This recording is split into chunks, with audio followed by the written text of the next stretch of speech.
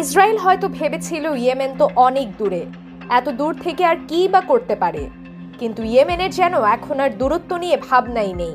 তাই সরাসরি হাইপারসোনিক ক্ষেপণাস্ত্র ফিলিস্তিন 2 উড়ে গেল আশদোদের মতো স্পর্শকাতর সামরিক ঘাঁটিতে, যেটা কিনা ছিল ইসরায়েলের অভেদ্য ঘাঁটি।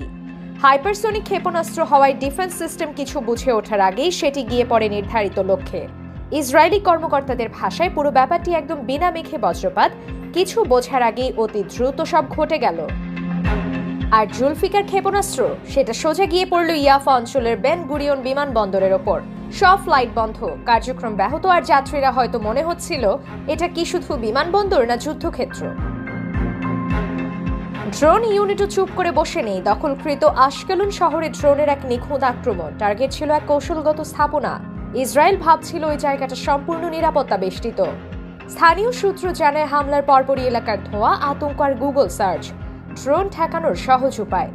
এত দূর থেকে নিখুঁতভাবে কিভাবে হামলা চালাচ্ছে তা নিয়ে ইসরায়েলি কর্মকর্তাদের কপালে চিন্তার ভাঁজ। হিব্রু গণমাধ্যম বলছে জেরুজালেম, তেল আবিব সহ অন্তত 300-রও বেশি শহরে সাইরেন বেজেছে।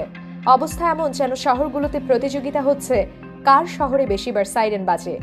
সাইরেন বেজে ওঠা মাত্রই লোকজন দৌড়, বাংকারে ঠোকা, ছাদে তাকিয়ে ড্রোন গোনা, আর ইসরায়েলের প্রতিরক্ষা বাহিনী মরিয়া হয়ে চেষ্টা চালিয়ে যাচ্ছে কিভাবে প্রতিহত করা যায় এই ইয়েমেনি স্নাইপার স্টাইল ক্ষেপণাস্ত্রগুলোকে।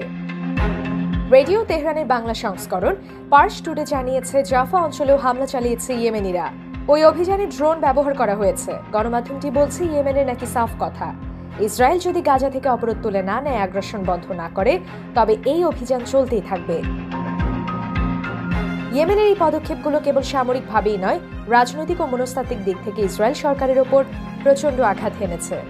অন্যদিকে লোহিত সাগরে ইয়েমেনের হুতি বাহিনী যেন হাঙরের চেয়েও ভয়ঙ্কর।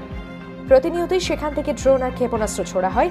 মোট কথা, হুতি স্টাইলে চলে সমুদ্র শাসন, জানিয়ে আতঙ্ক খোদ নেতানিয়াহুর ঘনিষ্ঠ মিত্র মার্কিন যুক্তরাষ্ট্র। ইয়েমেনের হামলায় নৌযুদ্ধের ধরনই বদলে যাওয়ায় আমেরিকার বিমান বাহিনীর রণতরীগুলোর অবস্থাও যেন একদম ছেড়ে দে মা কেঁদে বাঁচি। সোজা কথা, ইসরায়েলের জল আর আকাশপথ এখন ইয়েমেনি হুমকিতে অস্থির।